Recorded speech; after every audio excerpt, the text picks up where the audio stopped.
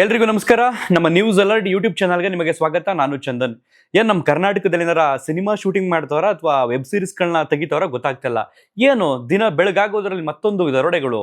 ನಿನ್ನೆ ಬೀದರ್ನಲ್ಲಿ ನಡೆದಂತಹ ಆ ಕೃತ್ಯ ಮಾಸುವ ಮುನ್ನವೇ ಇವತ್ತು ಕರ್ನಾಟಕದ ಮಂಗಳೂರಿನ ಉಲ್ಲಾಳದ ಸಮೀಪದಲ್ಲಿರ್ತಕ್ಕಂಥ ಕೋಟೆಕಾರು ಎಂಬಂತ ಪ್ರದೇಶದಲ್ಲಿ ಇವತ್ತು ಮತ್ತೊಂದು ದರೋಡೆಯ ಕೃತ್ಯ ನಡೆದು ಹೋಗಿದೆ. ಹೆಚ್ಚು ಕಡಿಮೆ ಕರ್ನಾಟಕದ ಗಡಿ ಜಿಲ್ಲೆ ಬೀದರ್ನಲ್ಲಿ ನಿನ್ನೆ 11 ಗಂಟೆ ಸರಿಸುಮಾರಿನಲ್ಲಿ ನಡೆಯುತ್ತೆ. ಇವತ್ತು ಹೆಚ್ಚು ಕಡಿಮೆ ಮಧ್ಯಾಹ್ನ 1:15 ಸಮೀಪದಲ್ಲಿ ನಡೆದಿರ್ತಕ್ಕಂಥ ಘಟನೆ. ಕೇವಲ ಒಂದು ದಿನದ ವ್ಯತ್ಯಾಸದಲ್ಲಿ ಈ ಒಂದು ಘಟನೆ ನಡೆದು ಹೋಗಿದೆ. ಸೊ ನಿನ್ನೆ ನಡೆದಂತ ಆ ಘಟನೆಯಲ್ಲಿ ಆ ದುಷ್ಕರ್ಮಿಗಳು ಇಬ್ಬರನ್ನ ಶೂಟ್ ಮಾಡಿ ಆ ಹಣದ ಪೆಟ್ಟಿಗೆ ಏನಿರುತ್ತೆ ಆ ಟ್ರಂಕ್ ನ ತಗೊಂಡೋಗಿ ಹೆಚ್ಚು ಕಡಿಮೆ 93 ಲಕ್ಷದ ಜೊತೆ ಪರಾರಿ ಆಗ್ತಾರೆ. ಅದಾದ ನಂತರ ಹೈದರಾಬಾದ್ ಎಲ್ಲೋ ಸಿಗಾಕೊಳ್ತಾರೆ. ಅಲ್ಲೂ ಕೂಡ ಪೊಲೀಸರಿಗೆ ಚಳ್ಳೆ ಹಣ್ಣು ತಿನ್ನಿಸ್ಬಿಟ್ಟು ಎಸ್ಕೇಪ್ ಆಗಿದ್ದಾರೆ. ಈವರೆಗೂ ಕೂಡ ಅವರನ್ನ ಹಿಡಿಯಲಾಗಿಲ್ಲ. ಆ ಘಟನೆ ಮಾಸುವ ಮುನ್ನವೇ ಇವತ್ತು ಮಂಗಳೂರಿನಲ್ಲಿ ಇಂಥದ್ದೇ ಒಂದು ಕೃತ್ಯ ನಡೆದು ಹೋಗಿದೆ. ಹೆಚ್ಚು ಕಡಿಮೆ ಸರಿಸುಮಾರು ಈ ದರೋಡೆಕೋರರು ದೋಚ್ಕೊಂಡೋಗಿರುವಂತಹ ಮೌಲ್ಯ ಬಂದು 10 ಕೋಟಿ ಮೇಲಾಗುತ್ತೆ. ಹಾಗಾದ್ರೆ 10 ಕೋಟಿ ಆಗುವಂಥದ್ದು ಅಲ್ಲಿ ಏನಿತ್ತು? ಕೇವಲ ದರೋಡೆಕೋರರೇ ಪ್ಲಾನ್ ಮಾಡ್ಕೊಂಡು ಬಂದ್ರ? ಇಲ್ಲಿ ಒಂದಷ್ಟು ಅನುಮಾನಗಳು ಕೂಡ ಉಡ್ಕೊಳ್ತಿದ್ದಾವೆ ಸ್ಥಳೀಯರ ಪ್ರಕಾರ. ಹಾಗಾದ್ರೆ ಏನೇನೆಲ್ಲ ಅನುಮಾನಗಳಿದ್ದಾವೆ, ಏನೇನೆಲ್ಲ ಲೂಪ್ ಹೋಲ್ಸ್ಗಳಿದ್ದಾವೆ ಎಲ್ಲವನ್ನು ಕೂಡ ವಿಸ್ತಾರವಾಗಿ ನಾನು ನಿಮ್ಗೆ ಎಕ್ಸ್ಪ್ಲೇನ್ ಮಾಡ್ತೀನಿ. ಅದಕ್ಕೂ ಮೊದಲು ಯಾರಾದರೂ ಹೊಸಬ್ರು ನಮ್ಮ ಚಾನಲ್ಗೆ ಮೊದಲ ಬಾರಿಗೆ ಭೇಟಿ ಕೊಟ್ಟು ಈ ವಿಡಿಯೋವನ್ನು ನೋಡ್ತಾರೆ, ಸಬ್ಸ್ಕ್ರೈಬ್ ಮಾಡ್ಕೊಳ್ಳಿ, ಪಕ್ಕದಲ್ಲಿರುವಂಥ ಬೆಲ್ ಐಕಾನ್ ಅನ್ನ ಕ್ಲಿಕ್ ಮಾಡಿ. ಇವತ್ತು ಮುಖ್ಯಮಂತ್ರಿ ಸಿದ್ದರಾಮಯ್ಯನವರು ಮಂಗಳೂರು ಪ್ರವಾಸ ಇತ್ತು. ಅಲ್ಲ ಒಂದಷ್ಟು ಕಾರ್ಯಕ್ರಮಗಳಿತ್ತು, ವಿವಿಧ ಕಾರ್ಯಕ್ರಮಗಳು, ಒಂದಾದ ನಂತರ ಒಂದು ಸ್ಥಳೀಯ ಕಾರ್ಯಕ್ರಮಗಳು ಅಂತ ಹೇಳ್ತೀವಲ್ಲ, ಬ್ಯಾಕ್ ಟು ಬ್ಯಾಕ್ ಕಾರ್ಯಕ್ರಮಗಳು. ಆ ರೀತಿ ಕಾರ್ಯಕ್ರಮಗಳಿತ್ತು. ಹೆಚ್ಚು ಕಡಿಮೆ ಸಿದ್ದರಾಮಯ್ಯನವರು ಕಾರ್ಯಕ್ರಮಕ್ಕೆ ಬರ್ತಾರೆ ಅನ್ನೋಂಥದ್ದು ಒಂದು 6 ದಿನಗಳ ಹಿಂದೆಯೇ ಅನೌನ್ಸ್ ಆಗಿರುತ್ತೆ. ಮಂಗಳೂರು ಭಾಗಕ್ಕೆ ಸಿಎಂ ಬರ್ತಾರೆ ಅನ್ನೋದು. ಸಹಜವಾಗಿ ಸಿಎಂ ಬರ್ತಾರೆ ಅಂತಂದಾಗ ಅಲ್ಲಿರುವಂತ ಅವರ ಬೆಂಬಲಿಗರು ಅವರು ಇವರು ಪೋಸ್ಟರ್ಗಳು ಅವು ಇವು ಹಾಕ್ಸ್ಕೊಳ್ಳುವಂಥದ್ದು ಸಹಜ. ಈ ರೋಡ್ ಮಧ್ಯದ ಲೈಟ್ ಕಂಬಗಳಿಗೆ ಬಹುಶಃ ಇದು ಒಂದು ಸಹಕಾರಿ ಆಯ್ತಾ ಈ ದರೋಡೆಕೋರರಿಗೆ. ಸಿದ್ದರಾಮಯ್ಯನವ್ರು ಬರ್ತಾವ್ರೆ ಇವತ್ತು ಡೇಟು, ಈ ಡೇಟಲ್ಲೇ ಪ್ಲಾನ್ ಮಾಡ್ಕೊಬೇಕು ಅನ್ನುವಂತ ಆಲೋಚನೆ ಈ ಕಳ್ಳರಿಗೆ ಬಂತ? ಅಥವಾ ನಿನ್ನೆ ನಡೆದಂತಹ ಬೀದರ್ನ ಆ ಘಟನೆ ಇವರಿಗೆ ಮತ್ತಷ್ಟು ಪುಷ್ಟಿ ಕೊಡ್ತಾ? 2 ಕ್ವಶನ್ಗಳು ಇಲ್ಲಿ ಉಡ್ಕೊಳ್ತಿದ್ದಾವೆ. ಇಲ್ಲ ಬೀದರ್ ಘಟನೆಗೂ ಮುಂಚೆಯೇ ಇವ್ರು ಪ್ಲಾನ್ ಮಾಡ್ಕೊಂಡಿದ್ರ? 3 ಡೌಟ್ಗಳು ಉಡ್ಕೊಳ್ತಿದ್ದಾವೆ. ಓಕೆ, ಸಿದ್ದರಾಮಯ್ಯ ಬರೋರ್ಗೂ ಇದಕ್ಕೂ ಏನ್ ಸಂಬಂಧ? ಸಿದ್ದರಾಮಯ್ಯನವರು ಬರ್ತಾವ್ರೆ ಅಂತಂದಾಗ ಸಹಜವಾಗಿ ಪೊಲೀಸರು ಭದ್ರತಾ ದೃಷ್ಟಿಯಿಂದ ಈ ಉಲ್ಲಾಳ ಸಂಬಂಧಪಟ್ಟ ಪೊಲೀಸ್ ಠಾಣೆಯ ಅಧಿಕಾರಿಗಳಾಗಿರ್ಬೋದು, ಇನ್ಸ್ಪೆಕ್ಟರ್ ಸಮೇತ ಎಲ್ಲ ಸಿದ್ದರಾಮಯ್ಯನವರಿಗೆ ಭದ್ರತಾ ಕೊಡೋದಕ್ಕೆ ಹೋಗಿರ್ತಾರೆ. ಇಲ್ಲಿ ಒಂದಷ್ಟು ಜನ ಪಿಸಿಗಳು ಅವರು ಇವರು ಉಳ್ಕೊಂಡಿರ್ತಾರೆ. ಇದು ಕಳ್ಳರಿಗೆ ಮೊದಲ ನೋಟೆಡ್ ಪಾಯಿಂಟ್. ಸೆಕೆಂಡ್ ಪಾಯಿಂಟ್ ಬಂದು ಇವತ್ತು ಶುಕ್ರವಾರ, ಫ್ರೈಡೆ. ಈ ಒಂದು ಬ್ಯಾಂಕ್ ಯಾವ್ದಿದೆ? ಕೋಟೆಕಾರ್ ವ್ಯವಸಾಯ ಸೇವಾ ಸಹಕಾರ ಬ್ಯಾಂಕ್. ನಮ್ಮ ಕಡೆ ಹಳ್ಳಿಗಳಲ್ಲಿ ಹೇಳ್ತೀವಲ್ಲ ಸೊಸೈಟಿ ಬ್ಯಾಂಕು ಅಂತ, ಆ ರೀತಿ ಅಲ್ಲಿನ ಜನರಿಗೆ ಒಂದು ಸೊಸೈಟಿ ಬ್ಯಾಂಕ್ ಇದು, ಸ್ಥಳೀಯ ಸಹಕಾರ ಬ್ಯಾಂಕ್. ಈ ಬ್ಯಾಂಕ್ನ ಸುತ್ತಮುತ್ತ ಇರುವಂತಹ ಒಂದಷ್ಟು ಅಂಗಡಿ ಮುಂಗಟ್ಟುಗಳ ಜನ ಯಾರು ಅಂತಂದ್ರೆ ಮುಸ್ಲಿಂ ಸಮುದಾಯದವರು. ಆ ಮುಸ್ಲಿಂ ಸಮುದಾಯದವರಿಗೆ ಇವತ್ತು ನಮಾಜ್, ಮಧ್ಯಾಹ್ನ 1 ಗಂಟೆ ನಂತರ ಇವತ್ತು ನಮಾಜ್ ಅವರಿಗೆ. ಇದು ಒಂದು ಪಾಯಿಂಟ್ ಆಯ್ತಾ? ರೀಸನ್ ಏನು ಅಂತಂದ್ರೆ ಸ್ಥಳೀಯ ಜನರು ಏನಾರ ಜಾಸ್ತಿ ಆಗ್ಬಿಟ್ರೆ ದರೋಡೆ ಮಾಡೋದಕ್ಕೆ ಕಷ್ಟ ಆಗುತ್ತೆ ಅನ್ನೋ ಒಂದು ಸಲುವಾಗಿ ಮುಸ್ಲಿಮರೆಲ್ಲರೂ ಕೂಡ ಮಧ್ಯಾಹ್ನ 1 ಗಂಟೆ ಸಮೀಪದಲ್ಲಿ ಅವರ ಅಂಗಡಿಗಳನ್ನ ಕ್ಲೋಸ್ ಮಾಡ್ಕೊಂಡು ಮಸೀದಿಗೆ ನಮಾಜು ಮಾಡಲು ಹೋದಂತ ಸಮಯದಲ್ಲೇ ಆ ಆಸುಪಾಸಿನಲ್ಲೇ ಹೆಚ್ಚು ಕಡಿಮೆ 1 ಗಂಟೆ 15 ನಿಮಿಷದಲ್ಲಿ ಈ ಒಂದು ಕೃತ್ಯ ನಡೆದಿರ್ತಕ್ಕಂಥದ್ದು. 2ನೇ ಅನುಮಾನ. ಓಕೆ, ಈಗ ನಾನು ನಿಮ್ಗೆ CCTVನ ಪ್ರಸಾರ ಮಾಡ್ತಾ ಇದ್ದೀನಿ, ನೀವು ಗಮನಿಸಬಹುದು. ಈಗ 1 ಗಂಟೆ 15 ನಿಮಿಷದಲ್ಲಿ ಹೆಚ್ಚು ಕಡಿಮೆ 4 ಮುಸುಕುದಾರಿಗಳು ಈಗಾಗಲೇ ಈ ಬ್ಯಾಂಕ್ ಒಳಕ್ಕೆ ನುಗ್ಗಿದ್ದಾರೆ. ಸೈಡ್ ಅಲ್ಲಿ ಒಂದು ಫಿಯಾಗೋ ಕಾರ್ ನಿಂತಿದೆ, ಬ್ಲಾಕ್ ಕಲರ್ದು ಅಂದ್ರೆ ಸಿಮೆಂಟ್ ಕಲರ್ದು ಒಂದು ಕಾರ್ ನಿಂತಿದೆ ಅಲ್ಲಿ. ಸೊ ನೀವು ಗಮನಿಸಬಹುದು ಹೆಚ್ಚು ಕಡಿಮೆ 1 ಗಂಟೆ 15 ನಿಮಿಷ. ಸೊ ಈಗ ಲೆಫ್ಟ್ ಅಲ್ಲಿರುವಂತಹ ಕಾರ್ ರೈಟ್ ಗೆ ಬರೋದಕ್ಕೆ ರೆಡಿ ಆಗ್ತಾ ಇದೆ. ಕಾರಣ ಏನು ಅಂತಂದ್ರೆ ಒಳಗಡೆ ಹೋಗಿರುವಂತಹ ಆ ದರೋಡೆಕೋರರು, ಆ ಮುಸುಕುದಾರಿಗಳು ಈಗಾಗಲೇ ಲೂಟಿ ಮಾಡ್ಕೊಂಡು ಒಂದು ಬಿಳಿ ಕಲರ್ ಚೀಲದಲ್ಲಿ ತುಂಬಿಕೊಂಡು ಬರ್ತಾ ಇದ್ದಾರೆ. ಇವನಿಗೆ ಸೂಚನೆ ಸಿಕ್ಕಿದೆ. ಸೊ ಕಾರ್ನ ಡ್ರೈವರ್ ಏನ್ ಮಾಡ್ತಾನೆ, ಲೆಫ್ಟ್ ಅಲ್ಲಿ ಇದ್ದಂತಹ ಕಾರ್ನ ರೈಟ್ ಗೆ ಟರ್ನ್ ಮಾಡ್ಕೊಂಡು ಸೊ ಹೋಗಿ ನಿಂತ್ಕೊಂಡ. ಓಡ್ ಬಂದಂತ ಆ ಮುಸುಕುದಾರಿಗಳು ಬ್ಯಾಕ್ ಸೈಡ್ ರೈಟ್ ಡೋರ್ ನ ತೆಗೆದ್ಬಿಟ್ಟು ಆ ಚೀಲವನ್ನ ಒಳಗಡೆ ದಬ್ಬಿ ಒಳಗಡೆ ಹೋಗಿ ಇಬ್ರು ಕುತ್ಕೊಳ್ತಾರೆ. ಅದಾದ ನಂತರ ಮತ್ತೆ ಇಬ್ರು ಮುಸುಕುದಾರಿಗಳು ಬಂದು ಕಾರ್ ಹತ್ಕೊಂಡು ಪಾಸ್ ಆಗ್ತಾರೆ. ಸೊ ಟೋಟಲ್ ಆಗಿ ಒಬ್ಬ ಡ್ರೈವರ್, 4 ಜನ ಆ ಬ್ಯಾಂಕ್ ನಿಂದ ಬಂದಂತವ್ರನ್ನ ನೀವು ಗಮನಿಸಿದ್ರಿ.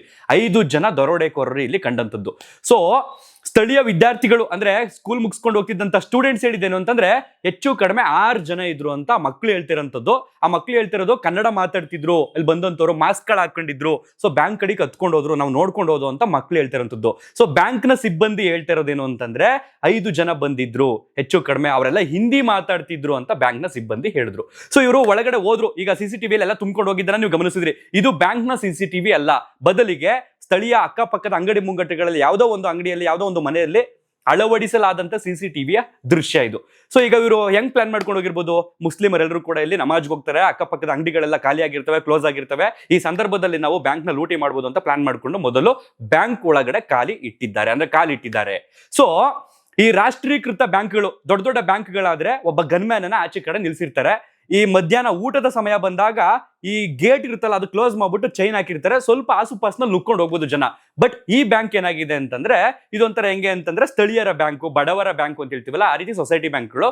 ಇಲ್ಲಿ ಒಬ್ಬ ಭದ್ರತಾ ಸಿಬ್ಬಂದಿಯನ್ನೇ ಇವ್ರ ಕೆಲ ಅಳವಡಿಸ್ಕೊಳಕ್ ಆಗಿಲ್ಲ, ಕಾರಣ ಅವನು ಸಂಬಳ ಕೊಡ್ಬೇಕಲ್ಲ, ಸಂಬಳ ಕೊಟ್ಟರೆ ಎಲ್ಲರೂ ಹೊಂಟೋಗುತ್ತಲ್ಲ. ಈ ಒಂದು ಮೇನ್ ಲೂಪ್ ಹೋಲ್ಸ್. ಎರಡನೇ ಪಾಯಿಂಟ್ ಬಂದು ಅಲ್ಲಿ CCTVಯನ್ನ ಅಳವಡಿಸಲಾಗಿದೆ, ಆದ್ರೆ ಈ ಹಿಂದೆ ಆ CCTV ಕೆಟ್ಟೋಗಿದೆ. ಅದಕ್ಕೆ ಸಂಬಂಧಪಟ್ಟಾಗೆ ಇವತ್ತು CCTV ರೆಡಿ ಮಾಡಕ್ ಬರೋಂತವ್ರು ಕೆಳಗಡೆ ಬಿಚ್ಚಿ ಇಟ್ಟಿದ್ದಾರೆ CCTVಯನ್ನ. ಎರಡು ಲೂಪ್ ಹೋಲ್ಸ್. ಮೂರನೇದು, ಮುಸುಕುದಾರಿಗಳು ಸೀದಾ ಬಾಗ್ಲು ತಕೊಂಡು ಒಳಗ್ ಬಂದ್ರು. 3 ಜನ ಮಹಿಳಾ ಸಿಬ್ಬಂದಿ ಕೆಲಸ ಮಾಡ್ತಿದ್ದಾರೆ, ಒಬ್ಬ ಕಂಪ್ಯೂಟರ್ ಆಪರೇಟರ್ ಕೆಲಸ ಮಾಡ್ತಿದ್ದಾನೆ, 4 ಜನ ಆದ್ರು. ಮತ್ತೊಬ್ರು ಅಕ್ಕ ಸಾಲಿಗ, ಅಂದ್ರೆ ನಾವೀಗ ಚಿನ್ನ ಬೆಳ್ಳಿ ಎಲ್ಲ ತಯಾರು ಮಾಡುವಂತ ಆಚಾರ್ಯರು ಅಂತ ಹೇಳ್ತೀವಲ್ಲ, ಆ ವ್ಯಕ್ತಿ ಒಬ್ರು ಅಲ್ಲಿ ಬಂದಿದ್ದಾರೆ. ಟೋಟಲ್ ಆಗಿರುವಂತವರು 5 ಜನ, ಅದರಲ್ಲಿ 3 ಜನ ಮಹಿಳಾ ಸಿಬ್ಬಂದಿ, ಒಬ್ಬ ಕಂಪ್ಯೂಟರ್ ಆಪರೇಟರ್, ಮತ್ತೊಬ್ರು ಆಚಾರ್ಯವರು ಬಂದಿರುವಂತದ್ದು. ಅಂದ್ರೆ ಚಿನ್ನ ಬೆಳ್ಳಿಯನ್ನ ಪರಿಶೀಲನೆ ಮಾಡಕ್ಕೆ ಕೆಲವರು ಬರ್ತಾರೆ. ಬ್ಯಾಂಕ್ ನಲ್ಲಿ ಇವರು ಅಡವು ಇಡ್ಸ್ಕೊಳ್ತಾರಲ್ಲ ಜನಗಳ ಹತ್ರ, ಅದನ್ನ ಪರಿಶೀಲನೆ ಮಾಡೋದಕ್ಕೆ ಬರ್ತಾರೆ. ಸೊ ಈ ದರೋಡೆಕೋರರು ಬಂದಂತಹ ಸಂದರ್ಭದಲ್ಲಿ ಸೀದಾ ಪ್ರತಿಯೊಬ್ಬರ ಕೈಲೂ ಒಂದೊಂದು ಗನ್ನು, ಒಂದೊಂದು ತಲ್ವಾರ್ ಹಿಡ್ಕೊಂಡು ಒಳಗಡೆ ಬಂದಿದ್ದಾರೆ. ಬಂದ ತಕ್ಷಣನೇ ಸಿಬ್ಬಂದಿಯವರಿಗೆ ನಿನ್ನೆ ನಡೆದಿರ್ತಕ್ಕಂಥ ಘಟನೆ ಫುಲ್ ಮೈಂಡ್ ಅಲ್ಲಿ ಇದ್ದೇ ಇರುತ್ತೆ. ನಮ್ಗಳು ಜನಸಾಮಾನ್ಯರು, ನಾವುಗಳು ಇದನ್ನ ಕೇಳಿ ಮರ್ತ್ಬಿಡ್ತೀವಿ. ಬಟ್ ಬ್ಯಾಂಕ್ ಅಲ್ಲಿ ಕೆಲಸ ಮಾಡೋಂಥವ್ರಿಗೆ ಅಯ್ಯೋ ನಮ್ ತರನೇ ಬ್ಯಾಂಕ್ ಅಲ್ಲಿ ಕೆಲಸ ಮಾಡೋರು ಅಲ್ವಾ ಅನ್ನೋದು ಅವ್ರ ಮೈಂಡ್ ಅಲ್ಲಿ ಇರುತ್ತಲ್ಲ, ಸಹಜವಾಗಿ ಹೆದರಿ ನಿಂತಿದ್ದಾರೆ. ಇವೆಲ್ಲ ಬಂದ ತಕ್ಷಣ ಯಾವಾಗ ಅವ್ರು ಗನ್ ತೋರಿಸಿದಾರೆ, ಕೈ ಎತ್ತಿ ಅಂತ ಹೇಳಿದಾರೆ, ಹಿಂದಿಲಿ ಹೇಳಿದ್ರಂತೆ, ಎಲ್ಲ ಹ್ಯಾಂಡ್ಸ್ ಆಫ್ ಮಾಡ್ಕೊಂಡು ಮೇಲ್ಗಡೆ ನಿಂತಿದ್ದಾರೆ. ಆ ಸಂದರ್ಭದಲ್ಲಿ ಒಬ್ಬ ಹಿಂದಿಯಲ್ಲಿ ಕೇಳ್ತಾನಂತೆ, ಚಾವಿ ಕಿದರ್ ಅಂದ್ರೆ ಕೀ ಎಲ್ಲಿದೆ ಅಂತ ಕೇಳ್ತಾನಂತೆ. ಅಷ್ಟರಲ್ಲಾಗಲೇ ಖಜಾನೆ ಕೀ ಓಪನ್ ಆಗಿರುತ್ತಂತೆ. 4ನೇ ಅನುಮಾನ. ಕಾರಣ ಏನಿರ್ಬೋದು? ಅಷ್ಟು ಬೇಗ ಕಳ್ಳರಿಗೆ ನೋಡಿ ಎಷ್ಟು ಈಸಿ ಅಂತಂದ್ರೆ ಅವರಿಗೆ ಒಂಥರ ಇವತ್ತು ಯಾವ್ದೋ ಬಲ್ಮಗ್ಲಲ್ಲಿ ಎದ್ದು ಬಂದಿರ್ಬೋದು ಅಂತ ಅನಿಸ್ತಿದೆ. ನಿಮ್ಗೂ ಅನ್ಸಲ್ವಾ? ಈ ಯಾವುದೇ ಬ್ಯಾಂಕ್ ಆಗ್ಬೋದು, ಅದು ತುಂಬಾ ಒಳಗಡೆ ಇರುತ್ತೆ, ಗೌಪ್ಯವಾಗಿರುತ್ತೆ ಖಜಾನೆ ಅನ್ನುವಂಥದ್ದು. ಸೀದಾ ಹೋದ್ನಂತೆ, ಚಾವಿ ಪಾವಿ ಏನೂ ಇಲ್ಲ, ಅಂದ್ರೆ ಕೀಗಿ ಏನೂ ಇಲ್ಲ, ಆಲ್ರೆಡಿ ಓಪನ್ ಇತ್ತಂತೆ. ಒಂದು ಬಿಳಿ ಕಲರ್ ಚೀಲದಲ್ಲಿ ಅಲ್ಲಿದ್ದಂತ ಚಿನ್ನಾಭರಣಗಳೆಲ್ಲ ದೋಚ್ಕೊಂಡು 5 ಲಕ್ಷ ನಗದುವನ್ನ ದೋಚ್ಕೊಂಡು ಈ ಕದಿಮರು ಎಸ್ಕೇಪ್ ಆಗ್ತಾರೆ. ಆ ನಂತರ ಬ್ಯಾಂಕ್ನ ಸಿಬ್ಬಂದಿ ನಿಟ್ಟುಸಿರು ಬಿಡ್ತಾರೆ, ಅಪ್ಪ ಹೋದ್ರಾಯ್ತು, ನಾವು ಬದಿಕಂಡ್ವಲ್ಲ. ಯಾಕಂದ್ರೆ ನೆನ್ನೆ ಘಟನೆ ಅವ್ರಿಗೆ ಇನ್ನೂ ಮಾಸಿಲ್ವಲ್ಲ, ಭಯ ಇದ್ದೇ ಇರುತ್ತೆ. ಸಹಜವಾಗಿ ಆ ಜಾಗದಲ್ಲಿ ನಾವಿದ್ರು ಕೂಡ ಎದುರ್ಕೊಳ್ತೀವಿ, ಯಾಕಂದ್ರೆ ಪ್ರಾಣ ಮುಖ್ಯ. ಪೊಲೀಸ್ನವ್ರು ಹೆಂಗೆ ಹೋದ್ರು ನಾಳೆ ದಿನ ಕಂಡಿಡಿತಾರೆ ಬಿಡುವವ್ರನ್ನ, ಬಟ್ ಜೀವ, ಈ ರೀತಿ ಜನಕ್ಕೆ ಭಯ ಇದ್ದೇ ಇರುತ್ತೆ ಅಲ್ಲಿ ಕೆಲಸ ಮಾಡೋಂಥವ್ರಿಗೆ. ಸೊ 3 ಜನ ಮಹಿಳಾ ಸಿಬ್ಬಂದಿ ಇರುವಂಥದ್ದು, 1-2-3 ಜನ ಗಂಡಸರನ್ನ ಕೆಲಸ ತಗೊಂಡಿದ್ದಾರೆ. ಬಹುಶಃ ಇವತ್ತು ಅವರು ಧೈರ್ಯ ಮಾಡ್ತಿದ್ರು ಏನೋ ಗೊತ್ತಿಲ್ಲ, ಒಂದು ಲೂಪ್ ಹೋಲ್ಸ್ ಇಲ್ಲಿ ಆಗೋಗುತ್ತೆ. ಆಗಾಗ್ಲೇ ಹೇಳಿದಾಗ ನಾನು CCTVಯನ್ನ ಬಿಚ್ಚಿಟ್ಟಿದ್ದಾರೆ, ರೆಡಿ ಮಾಡಿಸಿಲ್ಲ. ಹೆಚ್ಚು ಕಡಿಮೆ ಈ ಕದೀಮರು, ಈ ದರೋಡೆಕೋರರು ದೋಚ್ಕೊಂಡೋಗಿರುವಂತಹ ಆ ಚಿನ್ನಾಭರಣದ ತೂಕ ಬಂದು ಕನಿಷ್ಠ ಏನಿಲ್ಲ ಅಂತಂದ್ರೂ 25 kg ಮೇಲಿದೆ ಅಂತೆ. ಆ ಚೀಲ ಬಂದು 30 kg ಚೀಲ ಅಂತೆ. ಆಚಾರ್ಯರು ಹೇಳ್ತಿದ್ರು, ಸ್ಟೇಟ್ಮೆಂಟ್ ಅನ್ನು ಕೊಡ್ತಿರೋ ಮಾಧ್ಯಮಗಳಲ್ಲಿ, 30 kg ಬಿಳಿ ಕಲರ್ ಚೀಲ, ಈ ಪಲ್ಲು ಚೀಲ ಅಂತ ಹೇಳ್ತೀವಲ್ಲ, ಭತ್ತ ತುಂಬುವಂಥದ್ದು, ಅಕ್ಕಿ ತುಂಬುವಂಥದ್ದು, ರಾಗಿ ತುಂಬುವಂಥದ್ದು, ಆ ಚೀಲಕ್ಕೆ ತುಂಬಿಕೊಂಡೋಗಿರುವಂಥದ್ದು. ಲೆಕ್ಕ ಹಾಕೊಳ್ಳಿ ನೀವೇನೆ. ನನ್ನ ಪ್ರಕಾರ ಏನಿಲ್ಲ ಅಂತಾರು 30 kg ಚಿನ್ನಕ್ಕೆ ನನ್ನ ಪ್ರಕಾರ 20 ಕೋಟಿ ಆಗೋಗುತ್ತೆ. ಬೇಡ, ಆಸುಪಾಸು 10 ಕೋಟಿ ಚಿನ್ನಾಭರಣ ದೋಚ್ಕೊಂಡು ಹೋಗಿರುವಂಥದ್ದು. ನೆಕ್ಸ್ಟ್ ಎಲ್ಲಿ ಹೋಗಿದ್ದಾರೆ? ಸೀದಾ ಅವರು ಆ ಕಡೆ ಬಂದ್ಬಿಟ್ಟು ಹೈವೇ 66 ರಾಷ್ಟ್ರೀಯ ಹೆದ್ದಾರಿ 66 ಬರುತ್ತೆ, ಅದ್ರ ಕೆಳಗಡೆ ಡೌನ್ ಹೊರಟರೆ ಕೇರಳ ರೋಡ್ ಹೊರಟೋಗುತ್ತೆ. ಬಟ್ ಈ ದರೋಡೆಕೋರರು ಏನ್ ಮಾಡಿದ್ದಾರೆ, ಮಂಗಳೂರು ಕಡೆಗೆ ಹೊರಟೋಗಿದ್ದಾರೆ. ಅದಾದ ನಂತರ CM ಸಭೆಯಲ್ಲಿದ್ದಂತ ಎಷ್ಟೋ ಜನರಿಗೆ ಮಾಹಿತಿ ಗೊತ್ತಾಗುತ್ತೆ, ಪೊಲೀಸ್ಗೆ ಗೊತ್ತಾಗುತ್ತೆ, ಎಲ್ಲ ದೌಡಾಯಿಸ್ತಾರೆ. ಅಲ್ಲಿಂದಕ್ಕಂತ ಸ್ಪೀಕರ್ ಹಾಗೇನೆ ಶಾಸಕರಾದಂತ UT ಖಾದರ್ ಅವರು ಕೂಡ ಭೇಟಿ ಕೊಡ್ತಾರೆ. ಅದಾದ ನಂತರ ಪೊಲೀಸರು ಬರ್ತಾರೆ, ಬೆರಳಚ್ಚನವ್ರು ಬರ್ತಾರೆ, ಶ್ವಾನ ದಳದವ್ರು ಬರ್ತಾರೆ. ಎಲ್ಲರೂ ಕೂಡ ತನಿಖೆಯನ್ನ ಈಗ ಆರಂಭಿಸಿದ್ದಾರೆ. ಇಷ್ಟೆಲ್ಲ ಪಕ್ಕಕ್ಕೆ ಇಟ್ಕೊಳ್ಳೋಣ. ಈ ಬ್ಯಾಂಕ್ ಇವತ್ತು ಏನ್ ನೋಡ್ತಾ ಇದೀವಲ್ಲ, ಲೂಟಿ ಆಗಿರತಕ್ಕಂಥ ಬ್ಯಾಂಕ್, ಈ ಬ್ಯಾಂಕ್ ಈ ಹಿಂದೆ ಕೆಲವು ವರ್ಷಗಳ ಹಿಂದೆ ಇನ್ನೊಂದು ಕಟ್ಟಡದಲ್ಲಿ ಬ್ಯಾಂಕ್ ಆಗಿತ್ತು. ಆ ಸಂದರ್ಭದಲ್ಲಿ ಇದೇ ಬ್ಯಾಂಕ್ ನಲ್ಲಿ ಕೆಲಸ ಮಾಡ್ತಿದ್ದಂತ ಓರ್ವ ಮಹಿಳಾ ಸಿಬ್ಬಂದಿಯ ಗಂಡ ಈ ಹಿಂದೆ ಇದೇ ರೀತಿ ಒಂದು ಅಟೆಂಪ್ಟ್ ಅನ್ನ ಮಾಡಿರ್ತಾನೆ ಬ್ಯಾಂಕ್ ಮೇಲೆ ದರೋಡೆ ಮಾಡೋದಕ್ಕೆ. ಅವ್ನು ತಗ್ಲಾಕೊಂಡಿರ್ತಾನೆ ಬಿಡಿ, ಆ ಮಹಿಳಾ ಸಿಬ್ಬಂದಿ ತೆಗ್ದಾಕಿರ್ತಾರೆ ಬಿಡಿ. ಸೊ ಜನಗಳಿಗೇನು, ಏನು ಈ ಬ್ಯಾಂಕ್ ಎಲ್ಲ ಇಷ್ಟೊಂದು ಟಾರ್ಗೆಟ್ ಆಗ್ತಾ ಇತ್ತಲ್ಲ ಸ್ಥಳೀಯ ಜನರಿಗೆ ಅನುಮಾನ ಉಡ್ಕೊಂಡಿರುವಂಥದ್ದು. ಯಾಕಂತಂದ್ರೆ ಈ ಹಿಂದೆ ಒಂದ್ಸಲ ಆಗಿತ್ತು ಅದೇ ರೀತಿ. ಆ ಬ್ಯಾಂಕ್ನ ಏನ್ ಮಾಡ್ತಾರೆ, ಮತ್ತೊಂದು ಕಟ್ಟಡಕ್ಕೆ ಶಿಫ್ಟ್ ಮಾಡ್ತಾರೆ, ಬೇರೆ ಕಡೆಗೆ ಸ್ಥಳಾಂತರಿಸ್ತಾರೆ, ಒಂಚೂರು ದೂರದಲ್ಲಿ ಆಸುಪಾಸ್ನಲ್ಲಿ. ಇದು 2ನೇ ಬಾರಿ ನಡೆದಿರ್ತಕ್ಕಂಥ ಘಟನೆ. ಬಟ್ ಈ ಘಟನೆಯಲ್ಲಿ ಹೆಚ್ಚು ಕಡಿಮೆ 5 ಜನ ಮುಸುಕುದಾರಿಗಳು, ಕೆಲವರು 6 ಅಂತ ಹೇಳ್ತಾರೆ, ಕೆಲವರು 5 ಅಂತ ಹೇಳ್ತಾರೆ, ಕನ್ಫರ್ಮ್ ಆಗಿ ಗೊತ್ತಿಲ್ಲ ಎಷ್ಟು ಜನ ಮುಸುಕುದಾರಿಗಳು ಅಂತ. ಇವರು ಚಿನ್ನಾಭರಣವನ್ನು ದೋಚ್ಕೊಂಡು ಈಗ ಮಂಗಳೂರು ಕಡೆಗೆ ಕಾರಣ ತಗೊಂಡು, ಬ್ಲಾಕ್ ಕಲರ್, ಸಿಮೆಂಟ್ ಕಲರ್ ಕಾರಣ, ಫಿಯಾಗೋ ಕಾರಣ ತಗೊಂಡು ಎಸ್ಕೇಪ್ ಆಗಿದ್ದಾರೆ. ಸೊ ಎಷ್ಟು ದಿನದಲ್ಲಿ ಇವ್ರನ್ನ ಹಿಡಿತಾರೆ ಗೊತ್ತಿಲ್ಲ. ಬಟ್ ಆ ಚಿನ್ನಾಭರಣಗಳು ಅಂದ್ರೆ ಯಾರೋ ಚಿನ್ನಾಭರಣಗಳು, ಸ್ಥಳೀಯ ಜನರು ಅಡವಿಟ್ಕೊಂಡಿರುವಂತ ಚಿನ್ನಾಭರಣಗಳು. ಕಾರಣ ಏನು, ಇಂಥ ಬ್ಯಾಂಕ್ಗಳಲ್ಲೇ ಜನ ಯಾಕೆ ಇಷ್ಟೊಂದು ಚಿನ್ನ ಇಡ್ತಾರೆ ಅಂತ ನೀವು ಕೇಳಬಹುದು. ರಾಷ್ಟ್ರೀಕೃತ ಬ್ಯಾಂಕ್ಗಳು, ಪ್ರೈವೇಟ್ ಬ್ಯಾಂಕ್ಗಳಲ್ಲಿ ಯಾಕೆ ನಮ್ಮ ಜನ ಚಿನ್ನವನ್ನ ಅಡವು ಇಡಲ್ಲ ಅಂತಂದ್ರೆ, ಅಲ್ಲಿ ಇಂಟ್ರೆಸ್ಟ್ ಜಾಸ್ತಿ, ಅಂದ್ರೆ ಬಡ್ಡಿಯ ಪ್ರಮಾಣ ಜಾಸ್ತಿ ಇರುತ್ತೆ, 1% ಮೇಲಿರುತ್ತೆ. ಬಟ್ ಈ ರೀತಿ ಸೊಸೈಟಿ ಬ್ಯಾಂಕ್ಗಳು, ಸಹಕಾರ ಬ್ಯಾಂಕ್ಗಳಲ್ಲಿ ಏನಾಗಿರುತ್ತೆ ಅಂತಂದ್ರೆ 0.80, 0.90, 0.75 ಅಂದ್ರೆ 0.75, 0.80, 0.90 ಈ ರೀತಿ ಇರುತ್ತೆ ಬಡ್ಡಿ. ಸೊ ನಮ್ಮ ಜನಕ್ಕೇನು 10 ರೂಪಾಯಿ ಉಳಿತೆ ಅಂತಂದ್ರೆ ಸಾಕು, ಈ ರೀತಿ ಬ್ಯಾಂಕ್ಗಳಲ್ಲಿ ಹೋಗಿ ಚಿನ್ನಾಭರಣಗಳನ್ನ ಇಟ್ಕೊಂಡ್ಬಿಡ್ತಾರೆ. ಸೊ ಇವತ್ತು ಈ ರೀತಿಯ ಪರಿಸ್ಥಿತಿನ ತಂದ್ಕೊಳ್ತಾರೆ. ಸೊ ನಮ್ಮ ಜನಗಳಿಗೆ ಒಂದು ವಿಶ್ವಾಸ ಏನ್ ಹೇಳೋದು ಅಂತಂದ್ರೆ, ಏನ್ ತಲೆ ಕೆಡಿಸ್ಕೋಬೇಡಿ, ಬ್ಯಾಂಕ್ನವ್ರು ಕಟ್ಕೊಡ್ತಾರೆ, ಇಷ್ಟಿನ ಗಂಟೆ ದುಡ್ದಿಲ್ವಾ, ಇಷ್ಟಿನ ಗಂಟೆ ನಿಮ್ಮ ಚಿನ್ನಾಭರಣಗಳನ್ನ ಇಟ್ಕೊಂಡು ಇಂಟ್ರೆಸ್ಟ್ ಕಟ್ಸ್ಕೊಂಡಿಲ್ವಾ, ಯಾಕೆ ತಲೆ ಕೆಡಿಸ್ಕೊಳ್ತೀರಿ? ನೀವು ನಿಮ್ಮ ಮನೇಲಿ ಇಡಕ್ಕಾಗದೆ ಬೈದಲ್ಲಿ ತಗೊಂಡೋಗಿ ಕೆಲವರು ಬ್ಯಾಂಕಲ್ಲಿ ಇಟ್ಟಿರ್ತೀರಿ. ಸೊ ಆರಾಮಾಗಿರಿ. ಪೊಲೀಸ್ನವರು ನನಗೆ ಈಗ ಏನ್ ಅನಿಸ್ತಾ ಇದೆ ಅಂತಂದ್ರೆ, ಕರ್ನಾಟಕದ ಪೊಲೀಸರಿಗೆ ಏನಾರ ಪರೀಕ್ಷೆ ಕೊಟ್ಟಿದ್ದಾರೆ ಈ ಕದೀಮರು, ಪ್ರತಿದಿನ ಒಂದೊಂದು ಟಾಸ್ಕ್ಗಳು ಕೊಡ್ತಾರಲ್ಲ, ಅಂದ್ರೆ ಕೆಲಸ ಕಾರ್ಯನ ಕೈ ತುಂಬ ಕೊಡ್ತಾರ ಅಂತ ಅನಿಸ್ತೈತೆ. But ultimately ತಗ್ಲಾಕೊಳ್ತಾರೆ. ಈಗ ಬೀದರ್ ಪ್ರಕರಣದಲ್ಲಿ ಅಫ್ಜಲ್ ಗಂಗೆನ ಹೋಗಿ ಅಲ್ಲೋ ಬಸ್ನ ಬುಕ್ ಮಾಡ್ಕೊಂಡು ಟ್ರಾವೆಲ್ ಏಜೆನ್ಸಿನ ಶೂಟ್ ಮಾಡಿ ಟಿಕೆಟ್ ಕಲೆಕ್ಟರ್ನ ಅಲ್ಲಿಂದ ಎಸ್ಕೇಪ್ ಆಗಿ ಆ ಟ್ರಾಲಿ ತಗೊಂಡೋಗಿದ್ದಾರೆ. ಆಲ್ರೆಡಿ ಟ್ರಂಕ್ನ ಎಸ್ಬಿಟ್ಟಿದ್ದಾರೆ ಆ ಹಣವನ್ನ, ತಗೊಂಡೋದಂತ ಹಣವನ್ನ. ಅದನ್ನ ಮತ್ತೊಂದು ಟ್ರಾಲಿಗೆ ಅಂದ್ರೆ ಹೇಳ್ಕೊಂಡು ಹೋಗೋ ಬ್ಯಾಗ್ ಇರುತ್ತಲ್ಲ, ಅದಕ್ಕೆ ತುಂಬಿಕೊಂಡು ಎಸ್ಕೇಪ್ ಆಗಿದ್ದಾರೆ. ಬಟ್ ಪೊಲೀಸರಿಗೆ ಅಲ್ಲೂ ಚಳ್ಳೆ ಹಣ್ಣು ತಿನ್ಸ್ಬಿಟ್ಟು ಕಳ್ಳನ ಮಕ್ಕಳು ಛತ್ತೀಸ್ಗಢದವರಂತೆ, ಮೂಲದವರಂತವ್ರು. ಬಟ್ ಗೊತ್ತಿಲ್ಲ ಅವರು ಯಾವ ರಾಜ್ಯದವರೋ ಗೊತ್ತಿಲ್ಲ. ಬಟ್ ಇವರಂತೂ ಪಕ್ಕಾ ಸ್ಥಳೀಯರೇ. ಇದನ್ನೆಲ್ಲ ಪ್ರೀ ಪ್ಲಾನ್ ಮಾಡ್ಕೊಂಡೇ ಮಾಡಿರ್ತಕ್ಕಂಥದ್ದು. ಒಂದು CCTV ಲೂಪಲ್ಸ್, ಮತ್ತೊಂದು ಭದ್ರತಾ ದೃಷ್ಟಿ, ಮತ್ತೊಂದು ಅಲ್ಲಿರ್ತಕ್ಕಂಥ ಅಕ್ಕಪಕ್ಕದ ಅಂಗಡಿ ಮುಂಗಟ್ಟುಗಳ ಜನ ಮುಸ್ಲಿಮರಾಗಿರೋದ್ರಿಂದ ಅವರೆಲ್ಲ ನಮಾಜ್ಗೆ ಹೋಗ್ತಾರೆ ಇವತ್ತು ಅಂತ ಒಂದು ಪ್ಲಾನ್. ಮತ್ತೊಂದು ಪ್ಲಾನ್, ಇವತ್ತು ಸಿದ್ದರಾಮಯ್ಯನವರು ಬರ್ತಾರೆ. ಸೊ ಬರೋ ಪೊಲೀಸ್ ಎಲ್ಲ ಸಿದ್ದರಾಮಯ್ಯನವರಿಗೆ ಸೆಕ್ಯೂರಿಟಿ ಕೊಡೋದಕ್ಕೆ ಹೋಗಿರ್ತಾರೆ.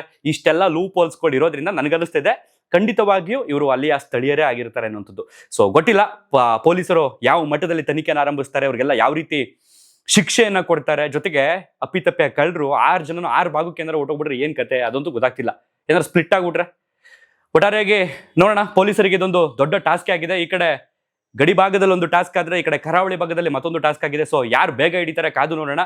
ಸೊ ಒಟ್ಟಿನಲ್ಲಿ ನಮ್ಮ ಪೊಲೀಸರಲ್ಲಿ ಕೇಳ್ಕೊಳ್ಳೋದೇನು ಅಂತಂದ್ರೆ, ಈ ಅಪರಾಧಿಗಳಿಗೆ ಯಾವ ಮಟ್ಟದಲ್ಲಿ ಶಿಕ್ಷೆ ಕೊಡ್ತೀರ ಅನ್ನುವಂಥದ್ದೇ ನಮ್ಮ ಜನಗೆ ಕಾಡ್ತಿರೋಂಥ ಕ್ವಶನ್.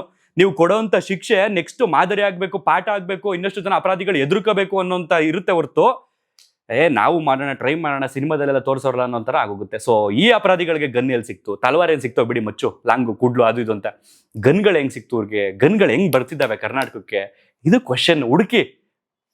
ಪಾಯಿಂಟ್ ನಂಬರ್ 1, ದುಡ್ಡನ್ನ, ಚಿನ್ನಾಭರಣಗಳನ್ನ ಹಿಡಿತೀರಿ, ಅಪರಾಧಿಗಳನ್ನ ಹಿಡಿತೀರಿ. ಬಟ್ ಅಪರಾಧಿಗಳ ಕೈ ಗನ್ ಹೆಂಗ್ ಬಂತು ಅದನ್ನ ಕಂಡಿಡಿರಿ. ನಮ್ಗೆ ಅದು ಬೇಕು, ಇನ್ನೇನಿಲ್ಲ. ಸೊ ನಿಮ್ಗೆ ಏನ್ಸುತ್ತೆ ಇದ್ರ ಬಗ್ಗೆ? ನಿಮ್ಮ ಅನಿಸಿಕೆ ಅಭಿಪ್ರಾಯಗಳನ್ನ ಕಾಮೆಂಟ್ ಬಾಕ್ಸ್ ನಲ್ಲಿ ಬರೆದು ತಿಳಿಸಿ. ನಂದೇನಿಲ್ಲಪ್ಪ, ಮಾಹಿತಿ ಏನಿದೆ ಅದನ್ನೆಲ್ಲವನ್ನು ಕೂಡ ಹೇಳಿದ್ದೀನಿ. ಒಂದಷ್ಟು ಅನುಮಾನಗಳು ನಿಮ್ಗೂ ಉಟ್ಕೊಂಡಂಗೆ ನನಗೂ ಕೂಡ ಉಟ್ಕೊಂಡಿದೆ. ಈ CCTV ನೀವು ಗಮನಿಸೋದ್ರಲ್ಲ, ಇದು ಬ್ಯಾಂಕ್ನ CCTV ಅಲ್ಲ, ಬದಲಿಗೆ ಅಕ್ಕಪಕ್ಕದಲ್ಲಿ ಸ್ಥಳೀಯ ಅಂಗಡಿ ಮುಂಗಟ್ಟಿನ ಯಾವುದೋ ಒಂದು ಅಂಗಡಿಯ CCTVಯಲ್ಲಿ ಸರಿಯಾಗಿರ್ತಕ್ಕಂಥದ್ದು. ಸೊ ಮತ್ತೊಂದು ವಿಡಿಯೋದಲ್ಲಿ ಸಿಗ್ತೀನಿ. ಧನ್ಯವಾದ. Thank you.